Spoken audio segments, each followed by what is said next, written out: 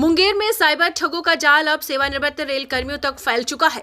ठग कब और किस तरीके से आपको अपना शिकार बना लेंगे, इसका अंदाजा भी नहीं लगेगा। ताजा मामला पेंशन बंद होने का डर दिखाकर पीपीओ बुक अपडेट कराने के नाम पर साइबर अपराधियों ने 2 रिटायर्ड रेल कर्मियों से कुल 23,43,000 रुपए की ठगी कर ली। सेवानिवृत्त पर मिली जीवन भर की जमा पूंजी लूटने से दोनों रेलकर्मी सदमे में है। पीड़ितों ने साइबर थाना में शिकायत दर्ज कराई है और राशि वापस दिलाने की गुहार पुलिस से लगाई है। दरअसल पूरा मामला जमालपुर का है, जहां रेलकर्मी मनोज कुमार 30 अगस्त 2025 को सेवानिवृत्त हुए थे और 18 दिसंबर को उनके व्हाट्सएप पर पीपीओ फॉर्म भेजा गया। इसके बाद कॉल कर खुद को रेलवे अधिकारी बताते हुए कहा कि यदि फॉर्म अपडेट नहीं किया तो पेंशन बंद हो जाएगी। ठगों के झांसे में आकर मनोज कुमार ने यूपीआई से जुड़ी जानकारी साझा कर दी। इसके बाद उनके मोबाइल पर आने वाले ओटीपी हासिल कर ठगों ने एक ही दिन में 11 ट्रांजैक्शन के जरिए 22,55,000 रुपए उनके एसबीआई खाते से निकाल लिए। इसी तरीके से एक अन्य रिटायर्ड रेलकर्मी गजेंद्र साह के अकाउंट से ठगों ने 88,196 रुपए उड़ा लिए।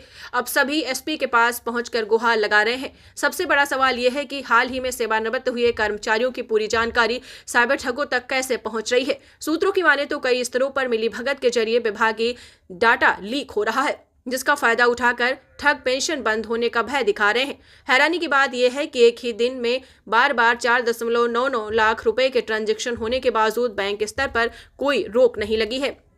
मुंगेर एसपी सैयद इमरान मसूद ने बताया है कि साइबर ठग इन दिनों रिटायर्ड रेल कर्मियों को पेंशन बंद होने का डर दिखाकर ठगी कर रहे हैं। पीड़ितों के बयान पर प्राथमिकी दर्ज कर साइबर थाना पुलिस जांच कर रही है। उन्होंने सेवानिवृत्त कर्मियों से अपील की है कि किसी भी जानकारी के लिए केवल विभागीय माध्यमों का ही सहारा लें। व्हाट्सएप या फोन पर आने वाले मैसेज को नजरअंदाज करें और बैंक या यूपीआई से जुड़ी कोई भी जानकारी किसी के साथ साझा न करें। साइबर ठगों के बढ़ते मामलों ने एक बार फिर सावधानी की जरूरत को उजागर कर दिया है। पेंशन, बैंक या यूपीआई से जुड़ा कोई भी कॉल या मैसेज आए तो पहले उसकी सत्यता जरूर जांचें, ताकि आपकी मेहनत की कमाई सुरक्षित रह सके। साइबर क्राइम को लेकर के आजकल एक मोडस ये किए चला है कि जिसमें कोई व्यक्ति अगर रिटायर होता है सरकारी सेवा से, तो एक साथ उसके अकाउंट में जो सरकारी सेवा जो होता है उसके बाद जो लाभ उसको मिलता है वो पैसा आता है और उसको पेंशन के नाम से कि पेंशन चालू हो जाएगा जल्दी, तो उसके नाम से उसको फ्रॉड कॉल वगैरह आते हैं और उसको फ्रॉड कॉल आने के बाद उससे ऐप डाउनलोड कराया जाता है अपने मोबाइल में और उस ऐप का जो एक्सेस होता है वो फ्रॉडस्टर के पास होता है और उससे वो उसका सारा पैसा ट्रांसफ़र कर लेता है अपने अकाउंट में। इस तरह के 1-2 मामले मुंगेर ज़िला में भी हुए हैं। FIR भी दर्ज हुई है। हम लोगों ने SIT का गठन किया है, जिसमें कि हम लोग इस केसेस को सफल उद्भेदन जल्द से जल्द करने का पूरा प्रयास करेंगे।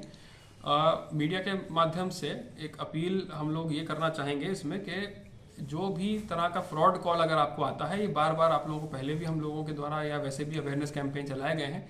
किसी भी तरह की अपनी जानकारी, अकाउंट की जानकारी, आधार कार्ड की जानकारी, मोबाइल नंबर की जानकारी, पासवर्ड्स की जानकारी, ATM पिन की जानकारी, ATM नंबर की जानकारी एकदम आप लोगों को नहीं देनी है किसी भी मोबाइल के माध्यम से।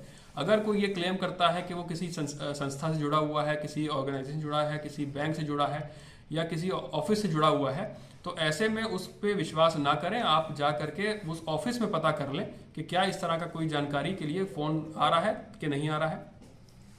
किसी भी तरह का फ़ोन अगर आपको आता है कि जिसमें आपकी निजी जानकारी वो लोग मांगते हैं, उसमें एकदम आप लोगों को नहीं देना है।